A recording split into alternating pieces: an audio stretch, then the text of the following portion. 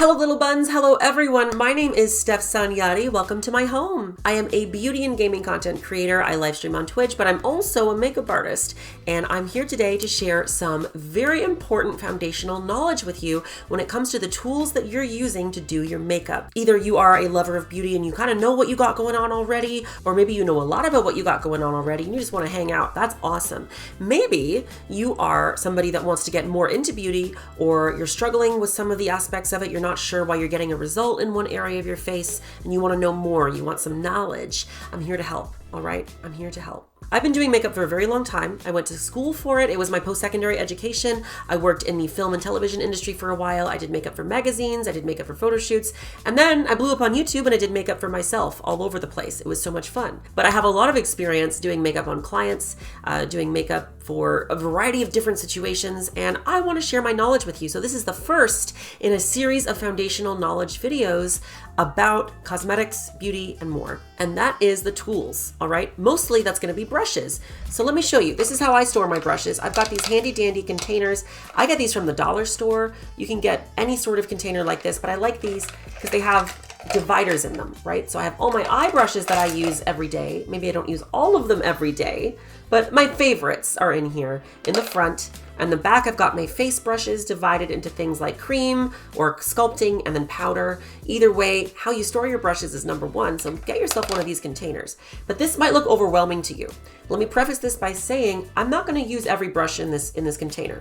Like I said, these are just my favorites. I'm going to guide you through every step of this makeup look using my favorite brushes from here. I'll explain the techniques, my reasoning for choosing different tools. I'll show you some options of different brushes for different areas of the face that maybe I didn't choose to use. I'm going to go over all of those basics. So if this knowledge sounds helpful to you, please keep on watching. If you have any questions about brushes or tools that I don't answer in this video, because I also talk about things like beauty sponges and tweezers and things like that. If I don't answer your question in this video, please leave it in the comments below.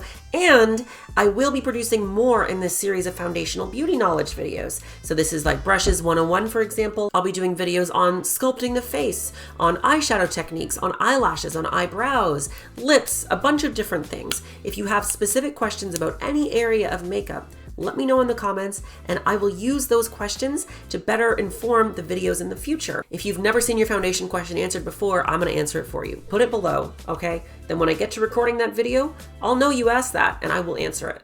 Cool? It's a deal? Awesome. Before we get started, I want to let you know I also live stream on Twitch, my gaming side, every single weekday, Monday to Friday for 4 hours every day. And I'd love it if you join me because I'm working really hard to grow that community. So if you have any interest in gaming whatsoever, or you just want to hang out with me and chit chat, you can find my Twitch link down below, twitch.tv/StefSanjati. I would love it if you join me. It would mean the world to me. Since I've gone full-time content creating as of this January, after 3 years working full-time in the games industry, and I'm so happy to be back, I would love your support wherever you'd like to hang with me. All that said, let's jump into this brush video. I hope you enjoy and I hope I answer your questions. Thank you for being here. Let's get started. Let's start at absolute square one. The first thing you need to do is make sure your hair is out of your face. So you want a trusty pair or set or even just one clip depending on what your hair is like. This is a tool. It's important. If I didn't have these clips, doing my makeup would be a lot harder. Don't underestimate the little things. Fighting your hair out of your face while you're trying to do a beat is not helpful. And then let's talk about our first ever tool that we'll ever use on our face, which is our hands. These are a tool. Don't underestimate them either. Make sure that you've washed your hands before you touch your face with them because anything on your fingers is going to go into your skin, and our skin is very absorbent. It's very porous. So make sure you wash your hands before you do your makeup. I'm also going to take my rings off. If you're a jewelry girly or person like me, if you wear a lot of jewelry, it doesn't feel good getting your rings all dirty. So take those off. And let's begin the face. I don't use my hands for very much, but what I do use it for is face primer. I will go into detail about these products in other videos where I'm talking about specifically, say, foundation application, but this video is about tools, so I'm not gonna dive into the products in a lot of detail. Just keep that in mind as we move forward. Primer is great to go on with your fingers because our fingers, the benefit they have as tools is that they're warm, they're fleshy. And with something like primer that is meant to sort of fill in the pores and melt into the skin really well, using the natural heat of our hands is an advantage that a brush doesn't have. For example, if you put moisturizer on, your skincare on with a brush, it's not going to absorb into the skin very well. The same thing will go for primer. Even though primer does sit on top of the skin, you want it really tight to your skin. You want to push that into the skin. So the warmth of our hands meeting the warmth of our face is really beneficial in that regard. There are lots of folks out there that will apply their foundation with their hands as well, and that's all well and good. It's important for you to try different tools for different things. Some people have a lot of success with their hands as a foundation applicator. Those people tend to have pretty smooth skin texture, not a lot of concern around coverage and stuff. Your fingers are fine to apply makeup to the face, but they're very absorbent, just like your face, just like your skin. So you're not going to get a lot of product to stay on the skin using your fingers. That's why we're going to start moving into brushes now, and also beauty sponges when we're applying color, foundation, coverage products to the skin. I tend to do things like concealer before my foundation, specifically when it comes to color correctors. Again, I'll go more into detail in color correctors in a future sort of 101 basics video. So I'm going to go over the very minimum right now and just talk to you about using brushes with color corrector or concealer. Consider them similar. I'm going to apply my peach color corrector on the areas where I want to counteract my blue in my skin. So for me, that's around the jawline a little bit, especially here. Let's go over a few different concealer brush options. There are two very common concealer brush options. You've got a flat paddle brush like this one on the right side here, and you've got this round buffing brush like the one on the left. For brushes on any part of the face, a flat dense brush like this paddle brush is going to be good for applying dense color application in an area. A fluffy or rounder brush is usually going to be better for blending. So it's about what needs you have. If I was trying to apply a really thick, heavy coverage cream concealer under my eye to cover very heavy sort of pigmentation issues in that area, I would probably go for a paddle brush. Since I'm using a liquid and I want a light wash of color, I've applied it to my skin, I want to blend it out, I want to soften it, I'm going to use a rounded concealer brush. And all I'm going to do for that is go over those areas in circular motions. Circular motions are best for blending out, but you're going to spread the product really far when you do this.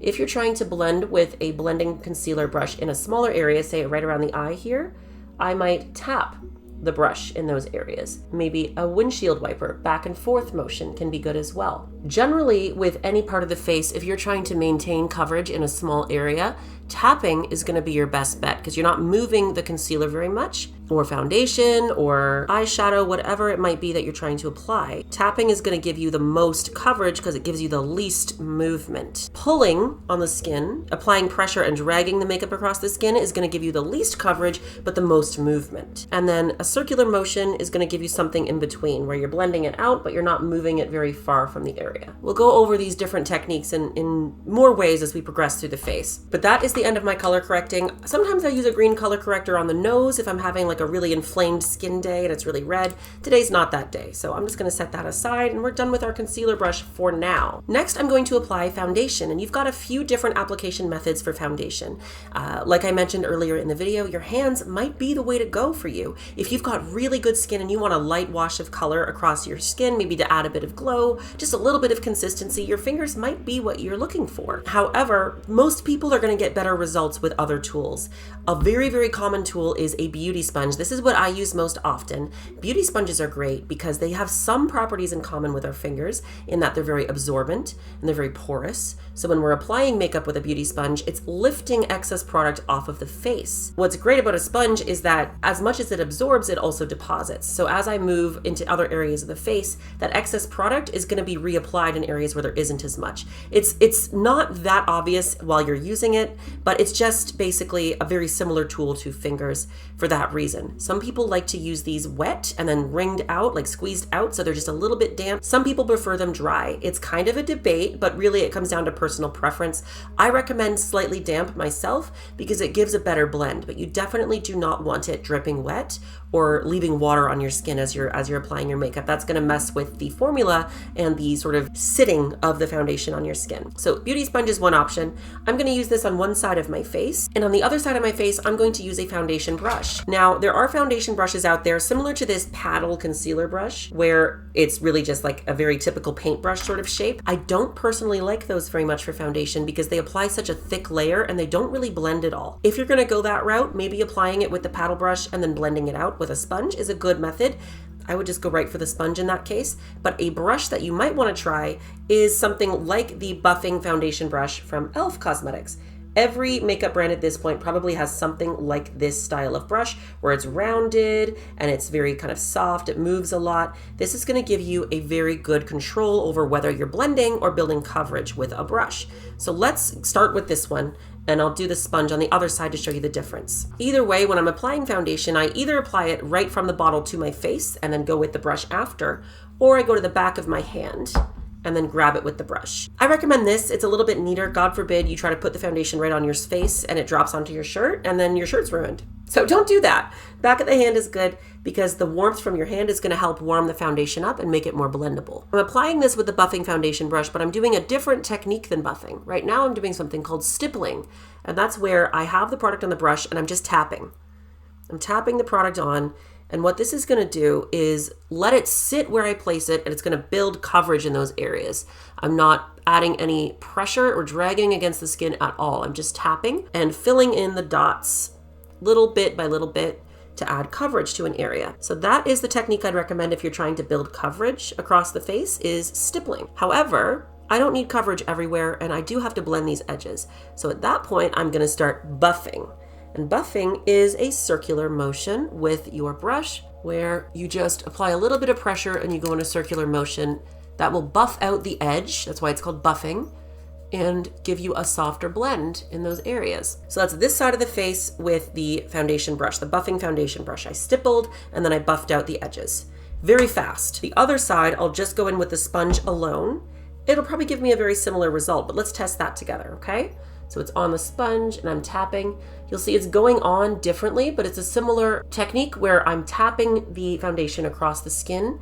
I'm not dragging, and that's going to build coverage. Just like the stippling with the brush, tapping with the sponge, very, very similar technique. What I do see is it's slightly lighter coverage with the sponge because, like I said, the sponge pulls a little bit of excess product off the skin as we apply. How I'm noticing that is I see a little bit more of my natural redness and flush coming through in my cheek, which isn't really a problem. I don't mind that. Sometimes that can really add to a look and it gives a more natural appearance, but the brush definitely gave a little bit more coverage. However, for all intents and purposes, you're looking at this, it probably looks identical on both sides. If I notice in the edit that it doesn't, I'm gonna know which one I like better, but you're gonna get very similar results with either tool. Just keep in mind that stippling or tapping for coverage, and then buffing for the blend. The sponge actually, I find, blends a little bit easier while you're applying. I didn't have to buff very much. Down on my neck where I wanted to blend the jawline, I just dragged down a little bit because I don't need coverage down there. I just wanna make sure the skin color is consistent. So you can't really buff with a sponge, but it blends better while you're applying the foundation than the brush does. So different kind of vibes, different sort of techniques used here, but very similar results. Something else you might want to consider having at your makeup station is either a box of tissues or a reusable towel that you can wash, because, for example, I'm taking the makeup off of my lips that got on my lips while applying my foundation. That's going to be important because if you leave that foundation on your lips, it's going to influence the color of lipsticks and different lip products that you apply later. But there's other reasons you might want a towel or a tissue box or something on hand, which is maybe wiping off a brush. If you want to reuse a brush, you used one color, say for your eyeshadow, but you want a different color, you can sort of wipe it off on a towel or a tissue or a paper towel and then go into the next color without having to do a rigorous cleaning routine on that tool or get a different tool or have multiples of the tools. You can just keep a towel on hand and everything will be a little bit cleaner. Of course, if it is reusable, make sure you wash it every time you use it and have a few on hand. Otherwise, disposables might be better. The next step of my routine with my makeup is sculpting, and that includes concealing the areas like the under eyes, for example, but I go with contour first, and I use a liquid contour product. I'll go over tools and techniques for powder contour products later, but let's start with liquid. With my liquid contour product, I'm going to dot that on in the areas that I want it. So I'll start with my cheekbones. For blending out the liquid contour product, I use the exact same foundation buffing brush from e.l.f. Cosmetics for that. So any kind of liquid buffing tool is going to be great for this. I've got it tapped onto the area. I'm now going to go over it, tapping the area like so.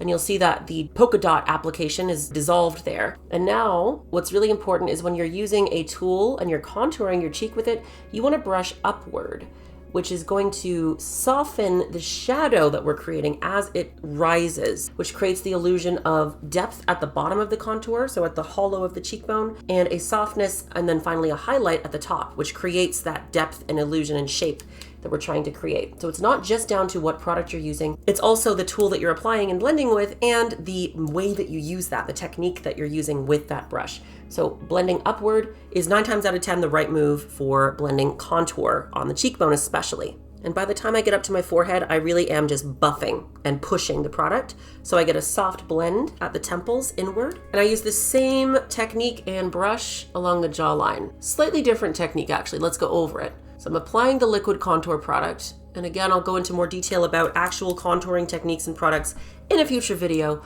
But for this one, rather than brushing upward, I'm pulling down for the shadows.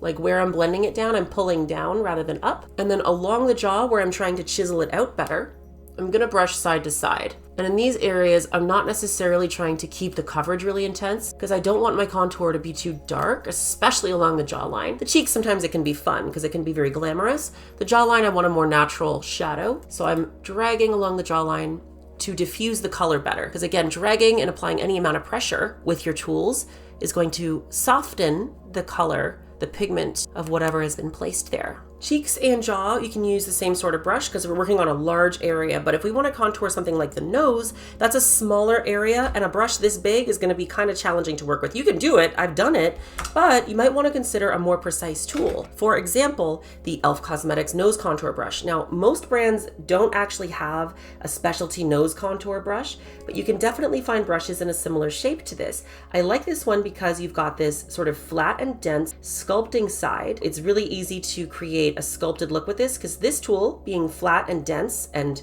short, not a lot of movement to it, means it's precise. I can apply product and not have it move very much. And then the other side is a much fluffier blending brush in a similar shape. So this I can use because it's got a lot of movement to soften the edges that I'm going to create. So I'm going to use the same product I did before and I'm going to apply sort of along the sides of the nose. And then I'm going to go with the sculpting side of the brush and I'm going to tap along the areas where I want there to be more definition. So right up the sides, and I'm going to bring it as well down onto sort of the ball of my nose. And now that we've got the sculpting sort of mapped out, I'm going to go to the blending side and soften up those edges with gentle swipes, so we don't have any really hard lines. Now, it's my belief that no nose contour is complete until you contrast it with some concealer so that you're kind of creating the highlights to complement your shadows. But again, I'll go into more detailed contouring and highlighting and sculpting techniques in a future video. Either way, what I'm doing next is concealer. So I'm going to apply that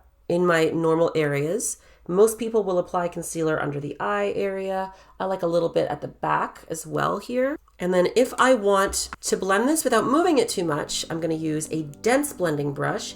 You could also use, if you want more movement and less coverage, a softer blending brush like this. This one is a concealer blending brush as well, and it's going to give you more movement, less coverage. You can see the difference between these two. The one on the left here is denser, less movement. The one on the right is fluffier, more movement. So depending on how much of a blend you want, you're going to pick one or the other. I want less movement, so I'm going for the denser brush. And I'm going to tap this concealer out roughly in the area where it's been applied so I can soften those edges without losing too much of the coverage and color. If you make a mistake, just make sure you have your other tools on hand. I just corrected a little bit of an overblend into the nose contour here, so I went back to the sculpting tool, the nose contour brush, and I just reapplied in that area with what was on the brush and it fixed my problems. Don't be afraid to make mistakes. This is painting. Until we've set the face in powder, this liquid and cream product, it's gonna move. You can work with it, you can manipulate it. So don't freak out if you make a mistake. Just keep your tools on hand. This is why tools are so important. I'm going to do something similar right down the center of the nose to create that highlight as well as with the cheek.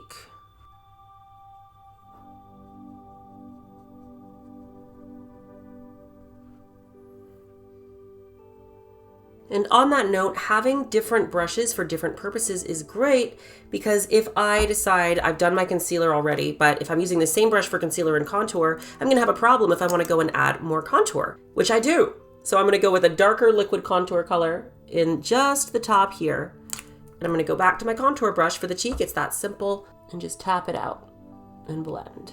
And because this brush is just for my contour product, It's not going to be muddied up with concealer or foundation colors, nothing like that. It's just going to do exactly what I want it to do.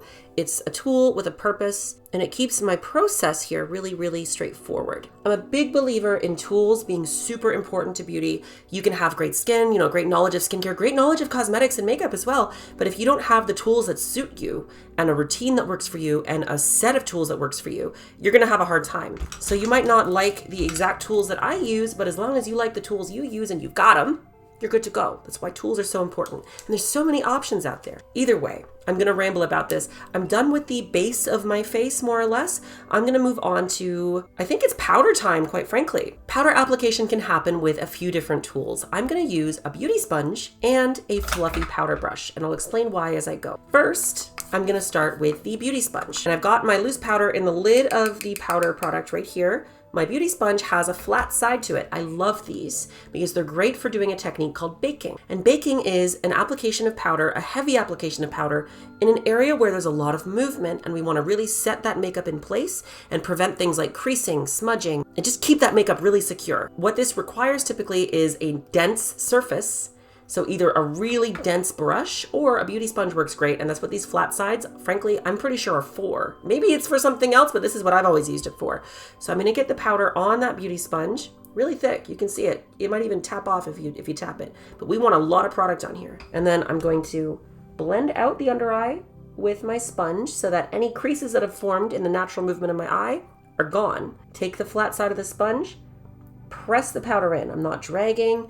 I'm pressing, kind of tapping, but with a little bit more pressure than that, so that I'm leaving the powder behind on the skin. I'm gonna do that on both sides. And this is really mostly done with loose powder. If you've got a powder compact, it's not really that good to try this with because you're gonna waste a lot of that loose powder just trying to get enough of it on your sponge. So stick to a loose powder for this kind of technique. But I'm pressing it as well into my forehead because I haven't had Botox in years, and this thing actually moves now. And I wanna keep the makeup in place and not creasing in my forehead lines that I have when I express myself. And I do the same thing around the corners of the mouth because I talk a lot, and that makeup is capable of a lot of movement as well if we don't set it really well.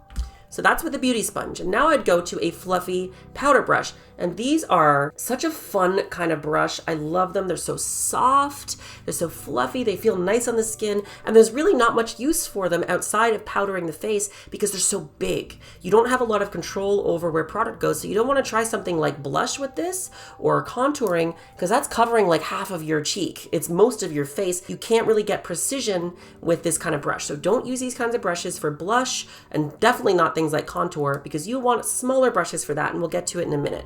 So I'm going to take what's left over in the lid here on this fluffy brush. We don't need a lot of product for this. And I'm just going to tap it along the skin so that everything gets just a little bit of powder. And then you can even go under the eye and brush that powder kind of around the rest of the face. I'll talk more about the baking technique in a future video, probably again about like everything about your face and foundation and whatnot. There's reasons why you might want to leave that alone and not brush it away, but we'll get to that in another video. Now with our face powdered, what I would recommend we look at next is any kind of facial powder product. So that can be things like powder blush, powder contour, powder bronzer, powder highlighter, anything like that is what I would do next. And so I'll start with a powder blush and a little bit of powder contour just so I can show you what brushes I would use for that.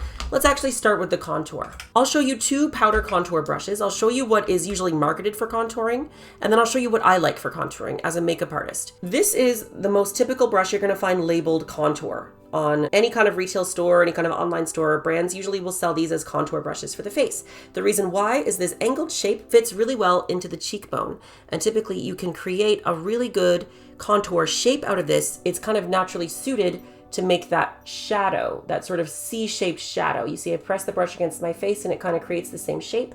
That's why this is marketed this way. However, I feel like this tool teaches some bad habits because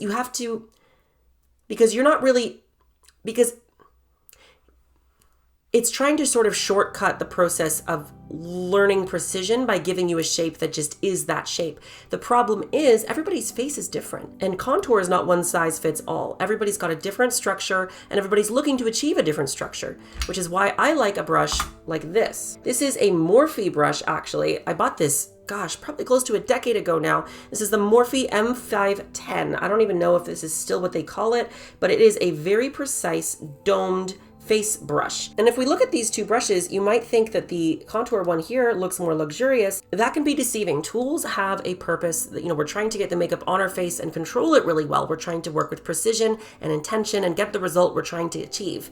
And something so big is going to give you less precision. So you might actually get a worse result from a brush that kind of looks fancier. So this domed brush is what I'm going to use today. It's what I would recommend because it's going to teach you good habits in that you're precisely applying the contour where you want and you're learning to blend it. And it can still take only a couple of minutes. It doesn't have to take 10 minutes to do your contour with a brush like this.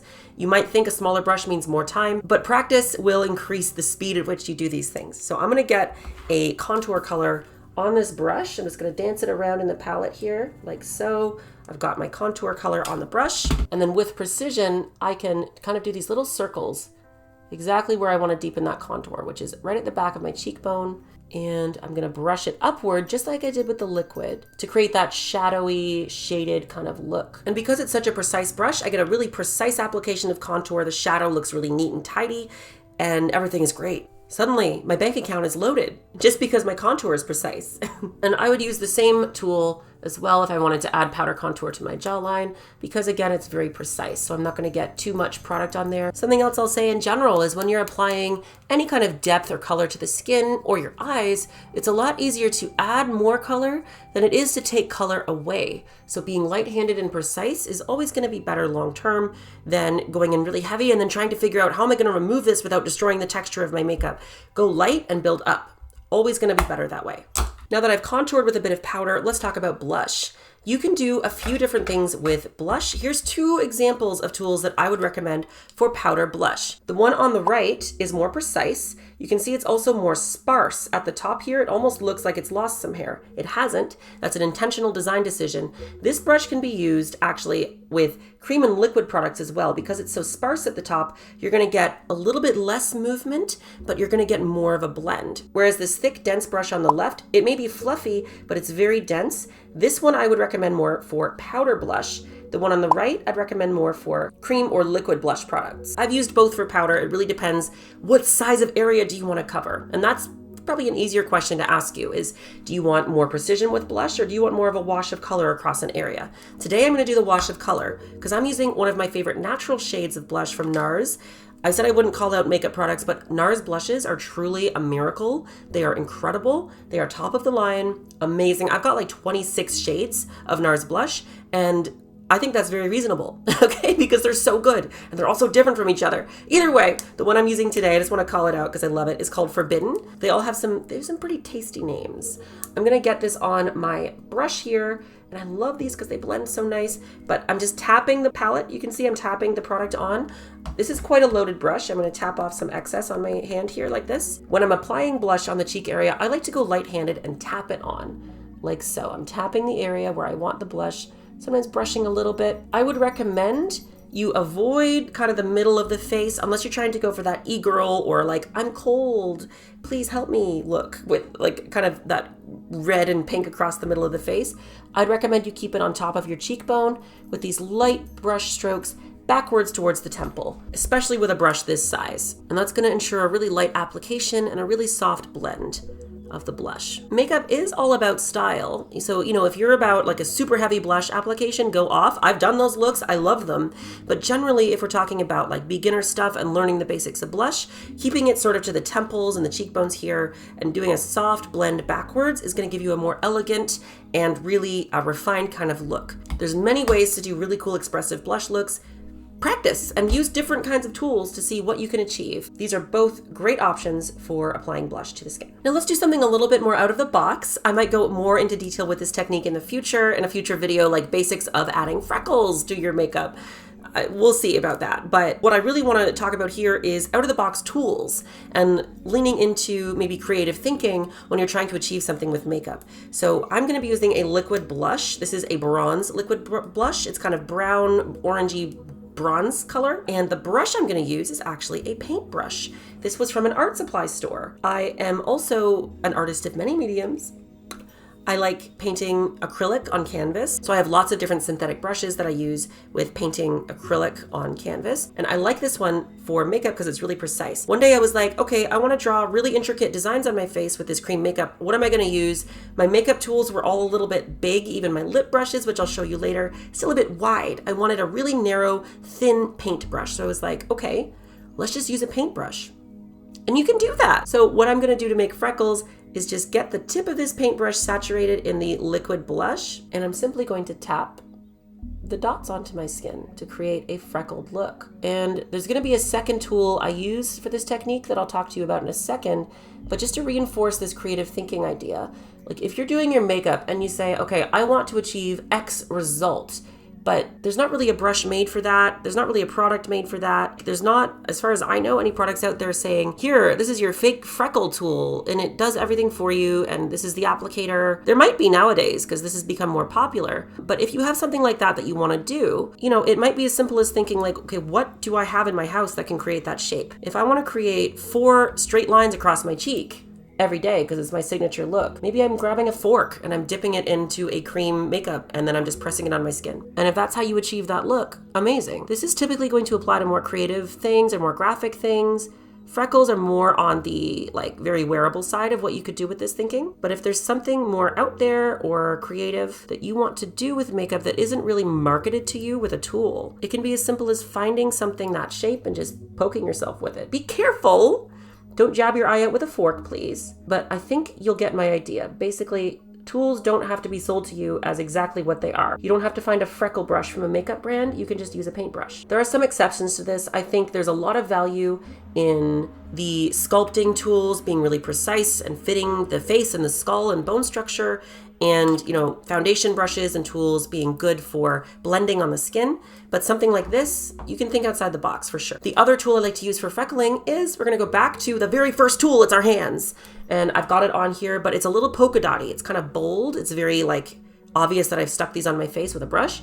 So all I do to diffuse that is tap over the area with my fingers. And this will press the makeup into the skin a little bit, soften it, blend it out, make it look almost more like it's part of the skin rather than sitting on top of the skin. Sometimes I gotta do a few passes. You wanna be sure when you're doing this, don't pull, because you're gonna smear everything and you're gonna move the powder that you applied earlier too. It's gonna really wreck it if you apply pressure and pull. But if you tap like this, you're gonna soften that color and you get a more natural looking freckle. All that to say, think outside the box with your tools. Next, I'm gonna do, again, another finger painting technique using a cream highlighter. This is an awesome sort of stick format cream highlighter. You can find powder highlighters that you might wanna dust on with a small blending brush like this. If I wanted to dust it on my cheekbone, I might do that. I've got another technique in mind for the cream, but you can use a brush like this if you wanna be precise with powder or cream highlighter. I'll show you how I use my fingers for this. I'm gonna take it right on the stick and run it down the center of the nose, and then just tap it with my finger. Voila. Now for the cheekbone, I'm gonna actually get it on my finger, warm, and then tap it, again, right on the highest point of my cheek. And typically that's where you're gonna want to apply highlighter, is the very highest point. You wanna be precise. So your finger is probably the biggest tool you want to apply highlighter with. Some people use fan brushes for this, which I think are really pretty. Again, that's more for a powder highlighter technique. And maybe I'll go into more detail with different options of that when we talk about, everything about highlighting or sculpting. We can get there. But this is a technique with your finger, or alternatively a small brush. Again, you could get a similar result applying a powder highlighter with that. We are moving right along here. Let's talk about eyebrows.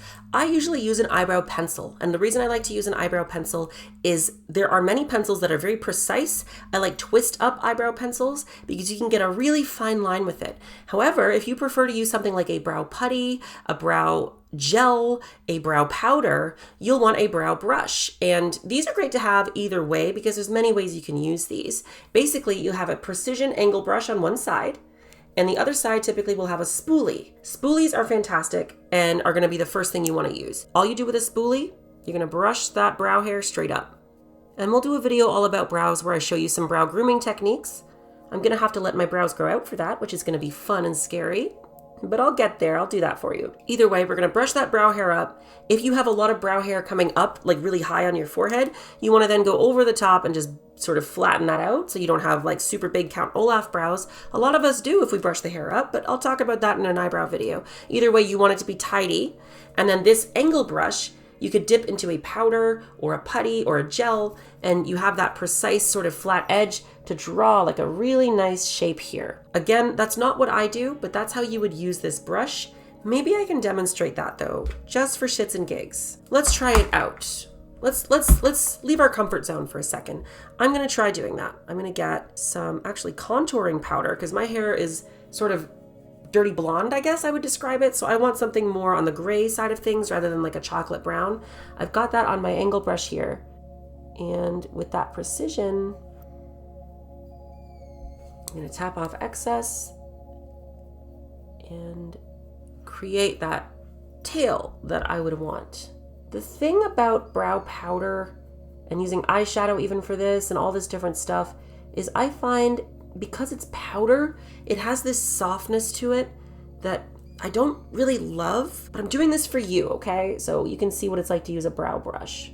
I think products formulated for brow application might be different from a contour powder. You know, maybe they're not meant to blend as much as a contour powder is. This is to say, similar to your brushes, the palettes and the makeup that you own, you know, these two different palettes, I would consider these to be tools. They're assets that I use to achieve my goals. Just because something isn't marketed for the brow doesn't mean you can't use it on the brow, but you know, just be aware of the limitations of that. Sometimes products really aren't good for everything. You can't know that until you try though. So experiment and see what you can do with what you have before you go scouring the web or the local Sephora for something precisely designed for just your eyebrow tail, for example. Maybe you can achieve your goals with what you already have at your disposal. So for the tails of my brow, I was applying it pretty precisely and going very sharp.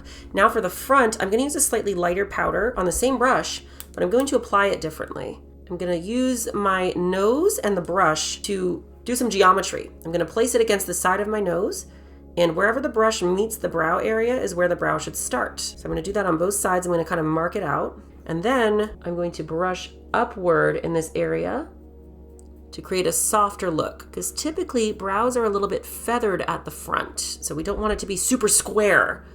Back in 2016, we had basically drawn on eyebrows, even if we had really nice eyebrows underneath. The look was to have drawn on eyebrows. Not so much anymore. I think a feathery brow can look super gorgeous. So I'm gonna be more light-handed and soft with my application of powder in those areas. And then if we wanna soften it up a little bit, we can go back to the spoolie and again, just brush up a little bit. Not bad. Now again, I haven't done my brows with a powder in probably like 4 years. I've been using a pencil, but I just thought, why not? Let me do that for you. Let me do that for you so we can learn about brow brushes. And I hope that was informative. But in the future, when I do a video all about brows, I will definitely go into depth about the reasons I use a pencil and how I would do that. So let me know if you want that video in the comments. Now it is time for the eyes, and I'm gonna begin with an eyelid primer. I would kind of consider this a tool.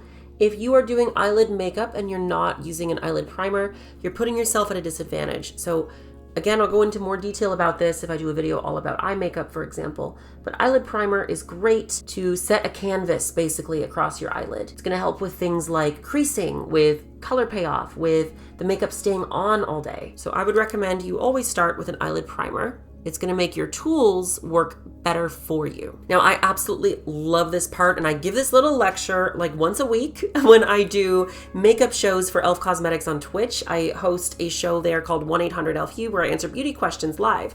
And I always get the question, you know, I really struggle to do my eye makeup. What brushes do I need, or how do I make it better? You only need 3 brushes to do any eye makeup look in the book. And I'm gonna show you what those are. All right, right here we have 3 brushes. We've got Precision on the far right. This is an angle brush. We've got Application in the middle. This is a flat sort of eyeshadow paddle brush. And then on the very left, we have a blending brush. So Precision, Application, and Blending. This is really important because if we try to do a soft blend using this middle application brush, we're gonna have a hard time. You know, it's like getting a fish to climb a tree. If it does it, that's amazing. It just means that fish is really damn good. So you can blend with this, and that means you're doing an amazing job, but it's challenging. And a blending brush is gonna be great at that. But if you're trying to apply a really nice solid wash of color across the lid and you try to use a blending brush, you're gonna have a hard time. That's why it's good to have these different tools. And then lastly, you know, let's say I'm trying to do a precise eyeliner shape with my blending brush again, it's not going to happen. You need a precision brush. So with precision, application, and blending, you can do any look in the book. And there are many variations of these three brushes. They don't always look this size, shape, you know, color, whatever. And, you know, maybe you want a bigger applicator brush or a smaller blending brush. You can do that. Here is a smaller blending brush, for example. And you might use that in a different part of the face or to achieve a different makeup look. Either way, if you have at least these three, in any variation, you can do a lot. So let's begin. I'm gonna start with the application brush. That's the flat paddle shape brush. The palette I'm gonna use today, I just love this palette and I wanted to show it off. It's a ColourPop palette called Matte About Hue, and it's got all these fun shades and they're all matte, which I love. I like shimmer and color, but sometimes you just wanna know I've got every color in the book in matte. So there's no shine, I can work with this. Adds lots of depth. I'll go on rants about eyeshadows later. Let's focus. I'm using that applicator brush, and let's do like a warm smoky eye today. So I'll go into this second darkest orange here. This is called Vibing. I'm gonna get that on my applicator brush. Because this is a dense brush, you'll see I've got a really dense kind of pigment of color here. I'm gonna tap it off because we don't want that excess falling on our face. That's important. No matter what eyeshadow tool you're using, if you go to apply it on your eye with a bunch of loose powder packed on there, it's gonna fall on your face and you're gonna wreck your beautiful foundation you've applied. So tap it off, and then I'm gonna do a lot of color, a wash all the way across my eyelid under the crease. So you see this crease here. I'm using the applicator brush to just stick right on that eyelid itself. And we're not going to worry about blending this out yet. Now, a shape that I really like to do for my eyeshadow, this is going to be different for everybody, but I really like an angled sort of almost cat eye eyeshadow look. So I'm going to bring out an angle here following the natural angle of my eye, my under eye here. I'm going to follow that angle up to create that shape. And then I'm going to connect the dots between my eyelid and the tip of that tail. And with the applicator brush, you'll see we have this really saturated, packed bit of color applied to that area in seconds, literally 30 seconds or less. If we tried to do that with a blending brush, it was going to be all over our face. It was going to be spotty and patchy, and it wouldn't be precise at all.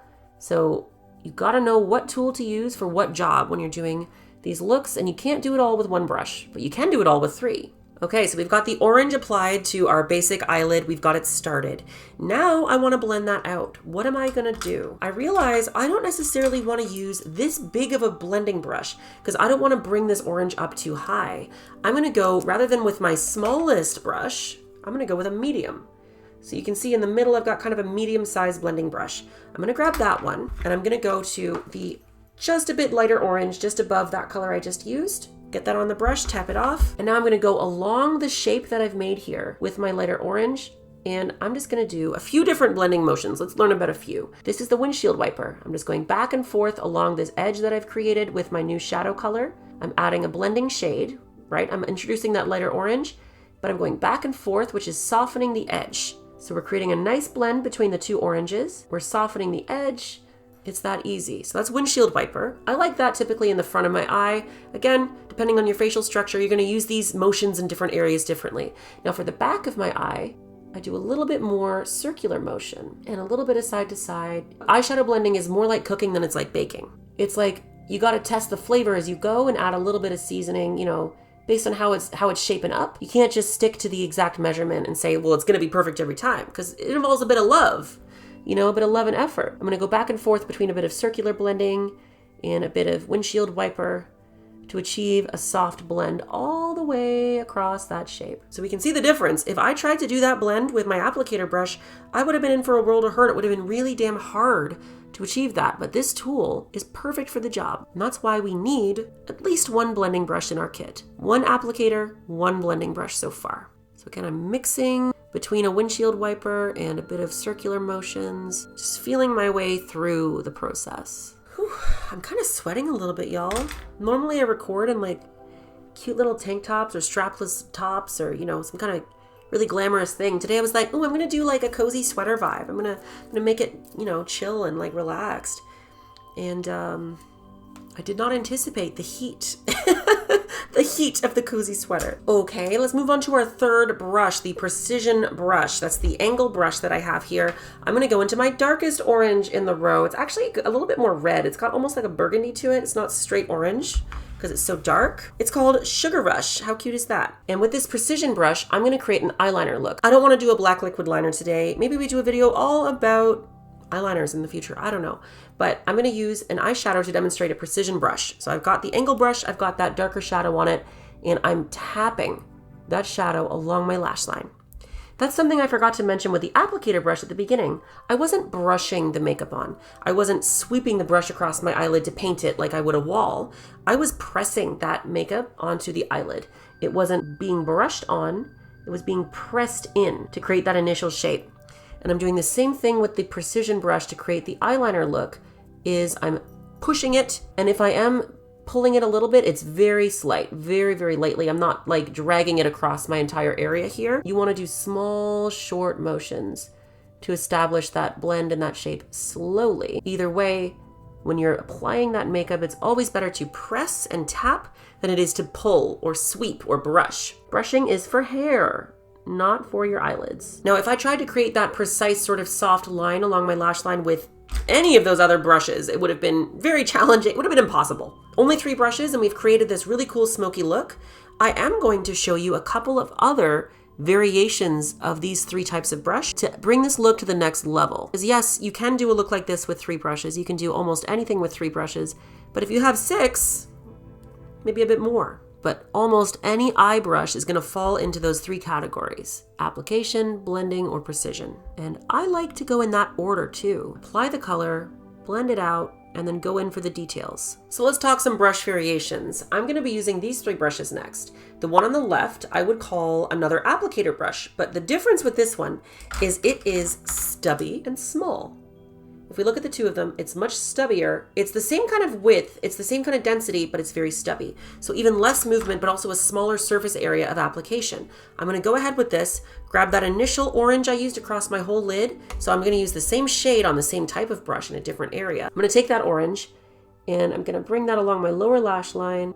And because this is so dense and short, I've got a lot of control over the product when it goes on. So I am almost, when I tap it on, I can smudge it a little bit along the lash line. And I'm connecting it to my smoked out shadow back here to bring the look together. And I'm gonna bring it all the way to the front as well. And while in theory I could sort of do this with the original eyeshadow applicator brush, if I just used the very tip of it, it would be more challenging and I'd be more likely to mess it up.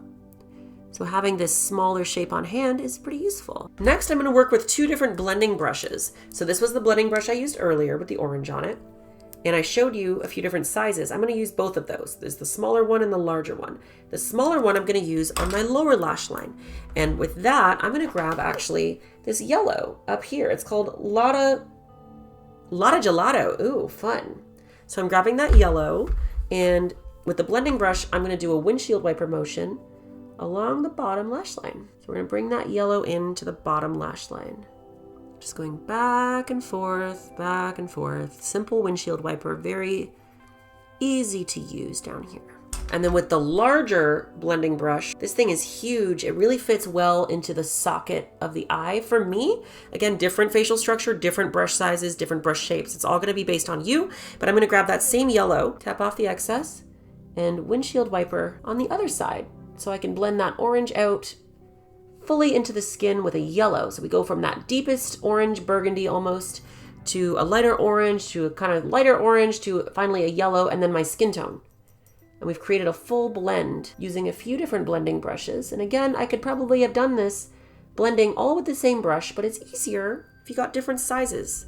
And I really believe that eyeshadow application gets demystified when we realize all eyeshadow brushes can fit into one of those 3 categories: application, blending, or precision. I'm going to finally do one last thing, which is apply a skin tone eyeshadow around the outside of my blend to finish it off, like a finishing run of skin tone eyeshadow. So for me, that's like a really light cream, sort of all the way around the shadow I've applied, that'll tighten it up and give it that finishing touch. And I'm doing that actually, I should say, this is another applicator brush. This is another variant on that. This one I've used always to place either highlight shades around the eyes or along my cheekbone underneath of my eyeshadow. But theoretically, you could use this on your eyelid as well. Nothing's stopping you. It's the right shape. It's the right size. You can use these brushes for whatever strikes you, but for me, this has always been my eyeshadow around the eyeshadow brush. I gave it a job, and it's had the same one for like 8 years. To finally finish off this look, I am going to go back to that precision brush with that darkest shadow, and I'm just going to do my trademark inner cat eye with that darkest shadow right here. I always do this shape. Today shall be no exception. Although sometimes I think my makeup looks better before I do it. So maybe I need to break the habit. I'm going to amplify the dark at the back as well a little bit. And you know what?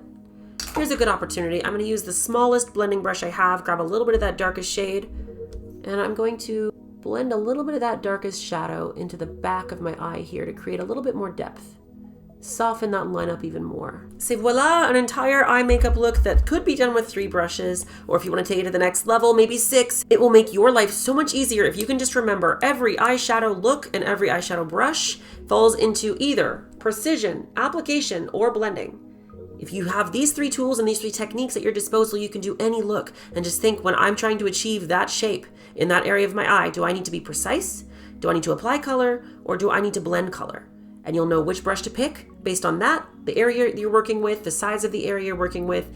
Just, it's little puzzle pieces that can all fit together. It's a lot easier than you think. It's very intuitive if you can break it down into a system like application, blending, precision. With my eye makeup done, I'm going to do some mascara to finish off the look. Let's talk about mascaras actually, because there's all kinds of mascaras out there with different wands. And often all the marketing on a mascara product will surround the wand and what makes the wand so great. I am at this point not entirely sure if the different mascara wands, and I've been a makeup artist for a long time, I'm not entirely sure if the different mascara wands make a difference for everybody. For some people it will. And we've got 2 different kind of main mascara wands out there. We've got really big, fluffy, fibrous brushes where you can see that these are like bristly brushes. It almost looks like boar bristle. It's not. That really fibrous look, that's really fluffy. That's typically better on people that have really thick, long, dense lashes, because you're gonna get a really soft application of it. It's gonna kind of buff those lashes apart as you're applying, and you're not going to get a really clumpy look with that if you've got a lot of lashes, typically. But the formula is also another part of that puzzle. So the only way you can really know if you love a mascara is by trying it. If you don't like it, try another one next time. Either way, that's the fibrous side. Then you've got brushes like the one that I'm using, which is almost rubbery and very like solid. There's no fibers on this brush. It's a massive material. It's not a fibrous, bristly, brushy thing. And these I find typically give a more precise application of mascara on the lash. So if you're trying to create like really defined eyelashes, typically you're gonna have a better result from something like this where it's not very bristly. If you want a more buffed out, soft, splayed eyelash, a fibrous brush will be better. But ultimately, it's going to come down to your own individual experience with it. And if you've got really short, straight eyelashes, what's going to be very important is to try using an eyelash curler if you want those to be very visible. If you don't care, if you want to just embrace that and create looks with that, like that would look amazing. But if you're trying to get that typical big, fluffy eyelash look, a curler can help get those to sort of stand up more. And then when you apply the mascara, it can help hold it in position. What people usually will go for if they really want a specific eyelash look is false lashes. My recommendation, if you're just starting with false lashes, is to not go for very big ones. Start small, and there's a few tools you're gonna need. Number 1, you're gonna need tweezers. If you're trying to apply false lashes to your eye area with your fingers, you're gonna have a hard time. It's gonna suck, okay? I mean it, it's gonna suck. Don't do it. Just get some tweezers, okay? They don't have to be really, really good. They just have to be able to hold something, okay? That's all. Then I would say what is next important is to consider the shape of lash you're using. So like I said, don't go for a really big lash. These ones are actually what you would call a demi lash. They're a half eyelash. And I actually cut these down from these full-size eyelashes. I have pretty small eyes compared to most people. If I tried to put this full eyelash on, I would look a little silly, frankly. It would be hard to blend. It would be uncomfortable, probably be poking me in the eye all day. I'd have eyes watering. It'd be a mess. So smaller half lashes are more subtle. They blend a little bit easier, and they can be more comfortable to wear. When I say half lash, usually that half sits at the back half of your eye where you want more length. Again, that's going to be different for everybody. Some people want the most length in the middle of their eye. Some people want it at the back. It really depends on your facial structure and what makes you feel the most beautiful. Experiment with that and see what makes you feel best. But my recommendation would be start with smaller lashes. Don't go right for the biggest pair of lashes you can find. The last thing you're going to need is eyelash glue. Duo eyelash adhesive has been the industry standard for probably, I don't even know how many years, since I was born at least. It's really good. There's also hypoallergenic versions of this if you tend to have reactions to products. So be aware of that. If you are a very sensitive person when it comes to makeup and your skin, go for the hypoallergenic one. Don't just go for the standard one. There's also one that dries black, but I personally prefer just the standard dries translucent, simple classic duo. Now when you're using this, you want to apply just the smallest amount of glue. Just get the smallest amount of glue out on the band, just a little bit. And then I'm running it along the lash band really lightly, and I'll try to show you this up close if I can so you can see about how much glue you want on an eyelash. You don't want very much. Let me see if you can see that. Very little glue. You don't need a whole bunch. You don't want it dripping. You don't want it like blobby. A tiny strip of glue on the lash band. That's all you need. Then you're going to wait for this to dry. Don't blow on it because you're going to get all kinds of bacteria from your mouth on that eyelash. That's going to go on your eye, and you're not guaranteed to get pink eye. Okay, you're not guaranteed, but you don't want to risk it. Okay. Don't blow on your eyelash. You're going to get so much bacteria right close to your eyelashes, and your eyelashes are there to protect you from that. That's what they exist for, actually, is so that you don't get random stuff in your eyeballs. It keeps them safe. So don't go blowing on this and defeat the whole purpose of an eyelash. You can, however, kind of do this. Shake it through the air. That might help a little bit. Best thing to do is just be patient. Just wait for it. Once the glue starts to go translucent is when it's tacky, when it's going to actually stick to your skin. If you put it on too early, it's going to slide around and you're going to really mess up your eye makeup. So wait for that glue to get tacky. And again, you'll know because it starts to go translucent. Once that starts happening though, you only have a little bit of time before it's dried down and it's not going to stick anymore. So you want to keep an eye on it. Be patient, but be mindful. Keep an eye on it. When it starts to go translucent, you're going to apply the lash. You want to make sure when you apply that eyelash that the last lash on the strip is lining up pretty well with the last lash on your eyeball. If it ends too early, you're going to have what looks like a sparse patch at the end of your eye. If it ends too late, it's going to drag the eye down and really weigh it down, make it look droopy. So you need to find that perfect spot. That's going to take some practice. But having a mirror with a stand that sits on your makeup desk right in front of you, where you can look down into it and get that really good angle is going to be helpful. When I look down, I see my eyelashes. I can see exactly where they end. And when I bring this lash band in, I can apply that in a pretty precise way. So that mirror is going to be an important tool as well. Now let's get this placed. This might be a little bit early. The glue's still a little bit white.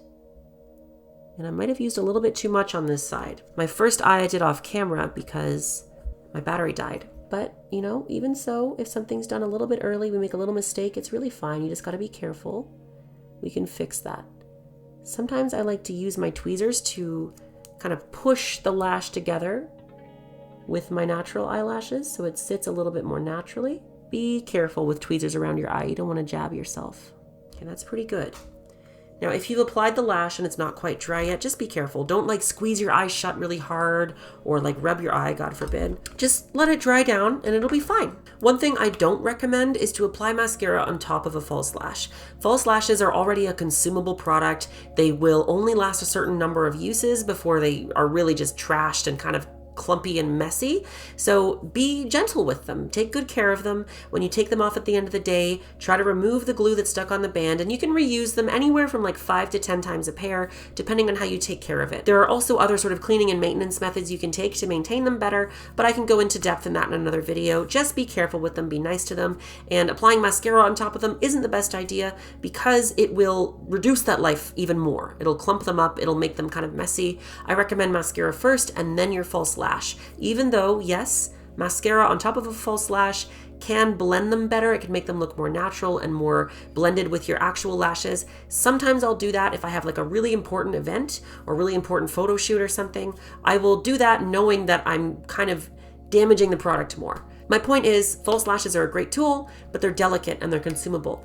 So treat them with care. Now the last step of the face is the lips. I'm going to use a lip exfoliator. This is what I always do before I go in with lip product.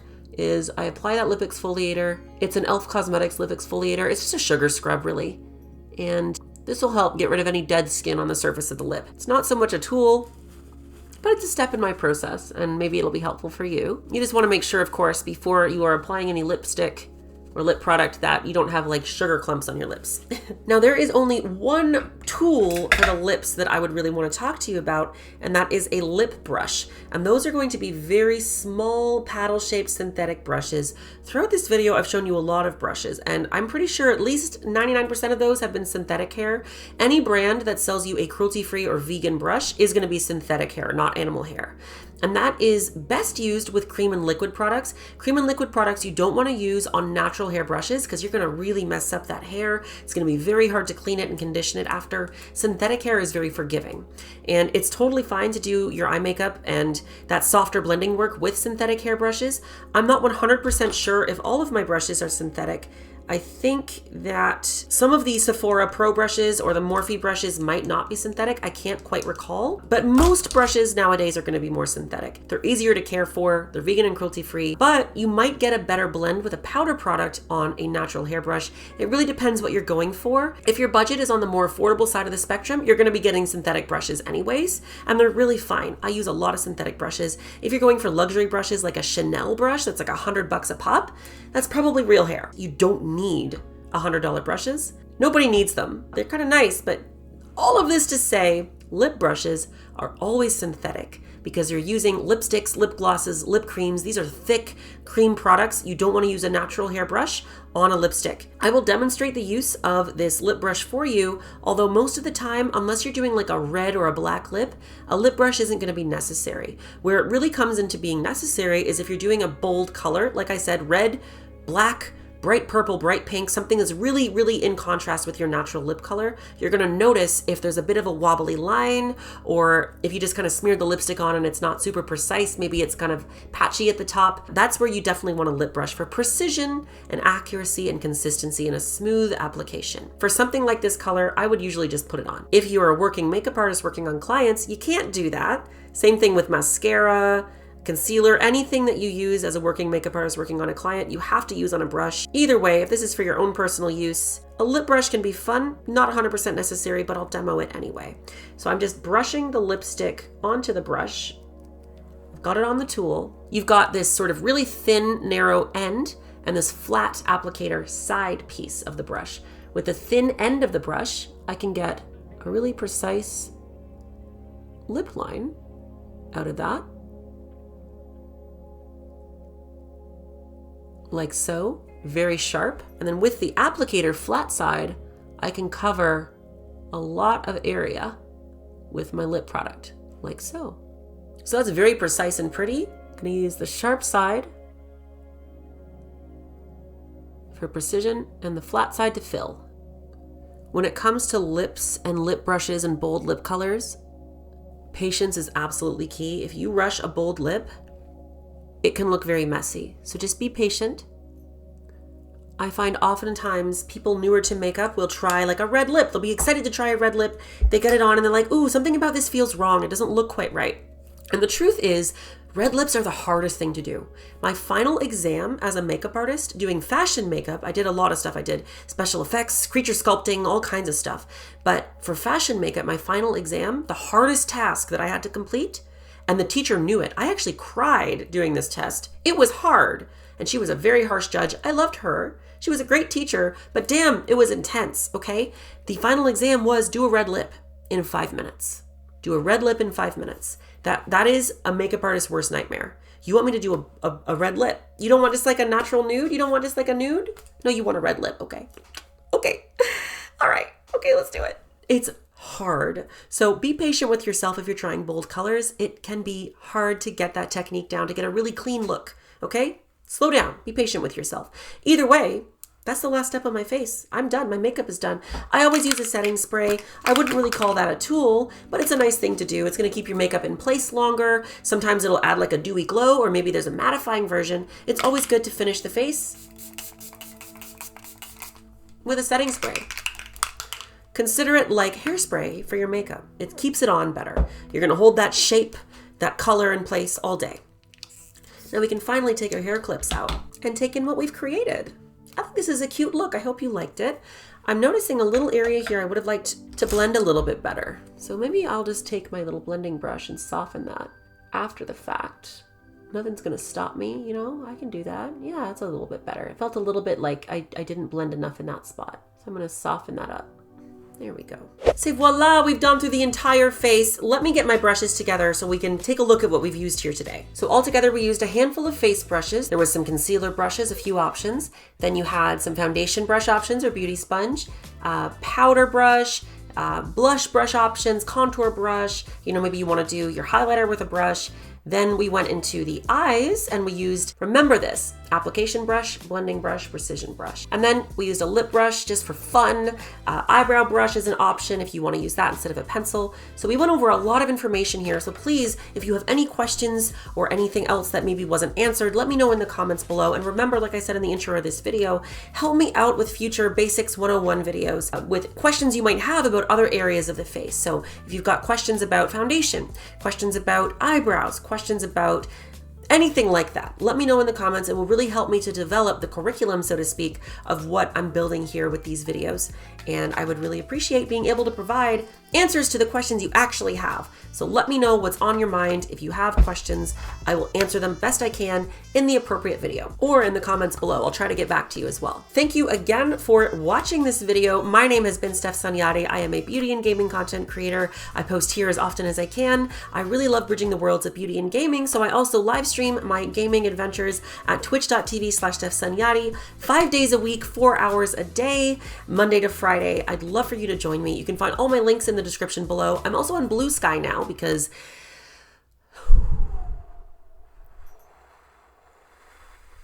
and I might have mentioned this in the intro, but again, I'm really, really happy to be back full-time content creating here on YouTube, Twitch, and on Instagram. It's been a long time. It's been over 3 years since I've been a full-time creator. I took a stint in the video games industry doing full-time narrative design, and that was so much fun. I loved it, but this is where I feel I belong. This is what I want to do. This is the life I want to lead, and I can only do that with your support. So thank you for taking the time to watch this video. I hope this resource was valuable to you. If it was, feel free to share it with somebody else you might think could benefit from some brush knowledge, and I hope I'll see you again, whether it's here or one of the other places I am. Until next time, just remember, knowledge is power. Okay, you wanna do better makeup, you wanna feel more beautiful in your skin. Let's start with some research. Let's start with some questions.